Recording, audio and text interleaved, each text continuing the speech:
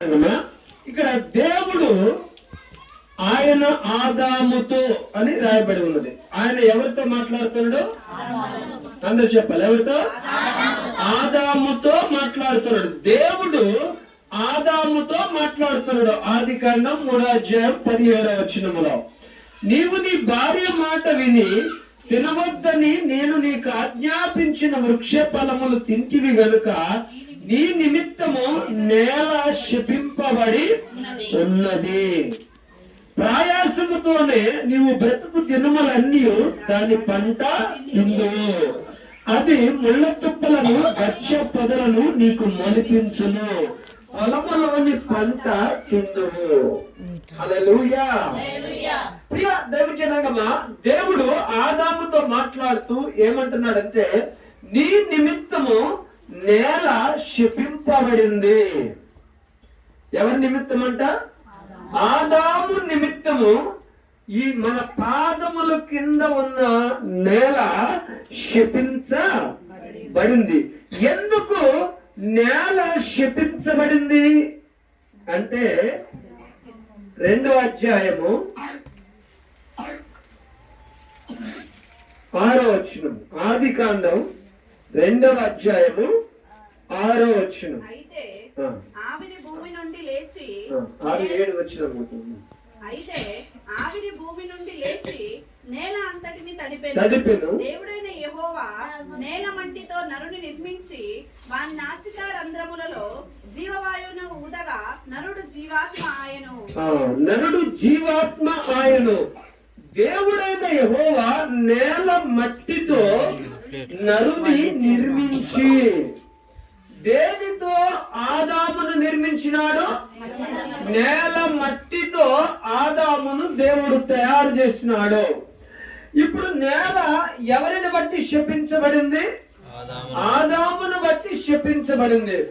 ఆదాము మీదికి ఆదాము ఏ పండైతే దేవుడు తినవద్దన్నాడో ఆ పండుని ఆదాము తిన్న తర్వాత శాపము ఆదాము మీదికి వచ్చింది. ఆదాము ఏమై ఉన్నాడు? నేల మట్టై ఉన్నాడు. ఆదాము నేల మట్టై ఉన్నాడు అంటే శాపము ఆ యొక్క ఆదాము మీదకి రావటం అంటే నేల మట్టి మీదకి వచ్చింది. అందుకని ఆదామును బట్టి నేల మట్టి ఏమైంది? శపించబడింది. ఈ నేలంతా కూడా ఏమైనదంట?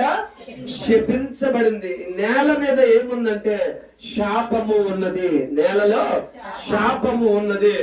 ప్రియులారా గమనించండి, ముళ్ళ పొదలు అప్పటి వరకు లేవు భూమి మీద. అప్పటి వరకు కూడా ముళ్ళ పొదలు లేవు, గచ్చ పొదలు లేవు.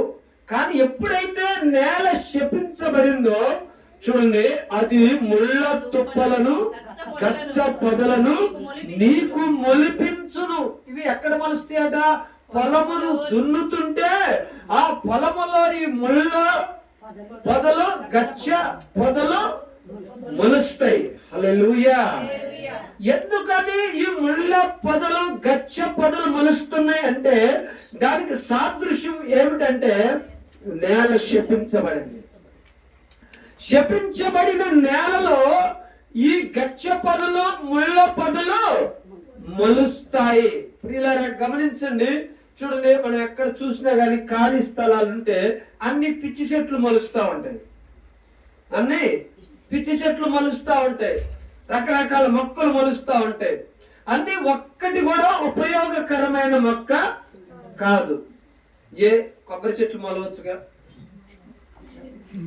మొలవచ్చు కదా. యాపిల్ చెట్లు మొలవచ్చుగా, పత్తి చెట్లు మొలవచ్చుగా, మొక్కజొన్న చెట్లు మొలవచ్చుగా. ఉపయోగకరమైన మొక్కలు మొలవచ్చు కదా వేయకుండా.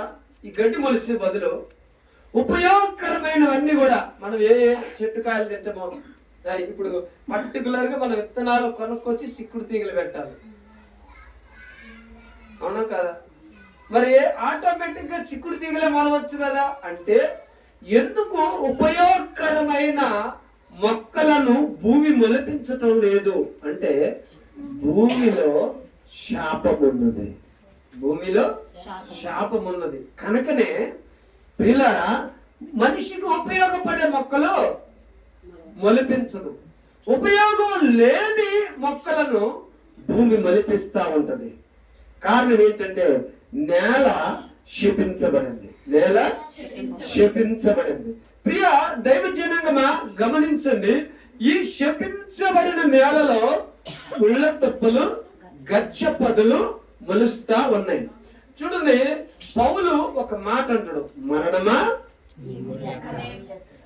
మరణపు ముళ్ళు పాపము, మరణపు ముళ్ళు పాపం. మరణమా నీ ముళ్ళు ఎక్కడా, మరణమా నీ విజయము ఎక్కడా అని చెబుతూ మరణపు ముళ్ళు పాపము అని చెబుతాడు అనమాట. ఈ మరణపు ముళ్ళు ఏంటంటే, ముళ్ళు ఏంటి అక్కడ? పాపము. ముళ్ళు ఏంటి? పాపము. చూడండి, యేసుక్రీస్తు ప్రభుల వారి యొక్క తలకు ముళ్ళ కిరీటమును అల్లి ఆయన తలకు గుచ్చిని కొట్టినారు, రెల్లుతో తల మీద కొట్టినారంట. అంటే ముళ్ళు లోపలికి దిగేటట్టుగా ఆ చేతిలో ఉండే వంక కర్రతో తల మీద కొట్టినారు. అది శాపం అన్నమాట. ప్రియ దైవ జనాంగమా గమనించండి. అయితే ఇక్కడ మనం చూసినట్లయితే మరణపు ముళ్ళు ఏంటి? పాపము. శపించబడిన నేలలో ఏం మలుస్తుంది?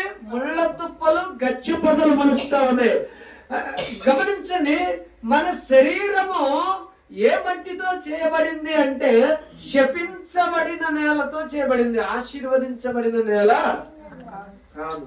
అందుకే మన్నైనది మన్నైపోతుంది. మనం అందరం కూడా ఏమై ఉన్నాం? మన్నై ఉన్నాం. ఏమన్నది? ఆశీర్వదించబడిన మన్నా, శపించబడిన మన్నా. శపించబడిన మన్ను, శపించబడిన మన్నుతో మనం తయారు చేయబడ్డాం. కనుకనే మనలో ఏం మొలుస్తున్నాయి? ముళ్ళ తుప్పలు గచ్చ పొదలు మొలుస్తా ఉన్నాయి. ఏంటి ముళ్ళ తుప్పలు? పాపము. ఏంటి గచ్చి పొదలు? పాపపు ముళ్ళు. పాపాలు ఒక మనిషికి చేయమని ఎవరు నేర్పాల్సిన అవసరము లేదు. ఆటోమేటిక్ గా మనిషి శరీరములో నుండి ఉద్భవించేది ఏంటి అంటే పాపమే. మరి మనిషికి నేర్పేది ఏంటంటే పరిశుద్ధంగా బ్రతకటమే మనిషికి నేర్పబడుతుంది. అది కూడా దేవుని మందిరాలు, దేవుని వాక్యం. హల్లెలూయా, హల్లెలూయా. దేవ జనాంగమా గమనించండి, ఒక వ్యక్తి హృదయములో, ఒక వ్యక్తి మనసులో, ఒక వ్యక్తి శరీరములో ముళ్ళు మొలుస్తున్నాయి అంటే పాపాలు ఆ యొక్క శరీరములోంచి బయటికి కనబడుతున్నాయి అంటే ఆ శరీరము ఏమైనది? శాపగ్రస్తమై ఉన్నది. ఈ శపించబడిన నేలలో యేసు రక్తము పడి ఈ నేల మహిమగా మార్చబడాలి. మహిమగల అనుభవంలోనికి మనం అందరము రావాలి. హల్లెలూయా, హల్లెలూయా. అందుకొరకై యేసు రక్తము కార్చినాడు. ఆమేన్, హల్లెలూయా. చూడండి, నేల అంతా కూడా ఏమున్నది? శాపము ఉన్నది. మనిషి వ్యక్తిలో, ఒక వ్యక్తిలో ఏమున్నాయి అంటే పాపపు ముళ్ళు ఉన్నాయి. నిర్గమకాండం 3వ అధ్యాయము, నిర్గమకాండం 3వ అధ్యాయము మొదటి 5 వచనం. ఒక నిర్గమకాండం 3వ అధ్యాయం మొదటి 5 వచనం. మోషే మిద్యాను యాజకుడైన ఇద్రో అను తన మామ మందను మేపుచు ఆ మందను అరణ్యం అవతలకు తోలుకొని దేవుని పర్వతమైన హోరేబునకు వచ్చెను. ఒక పొద నడిమిని అగ్ని జ్వాలలలో యెహోవా దూత అతనికి ప్రత్యక్షమాయెను. అతను చూచినప్పుడు అగ్ని వలన ఆ పొద మండుచుండెను, గాని పొద కాలిపోలేదు. అప్పుడు మోషే, ఆ పొద ఎలా కాలిపోలేదో నేను ఆ తట్టు వెళ్ళి ఈ గొప్ప వింత చూచెదను అనుకుని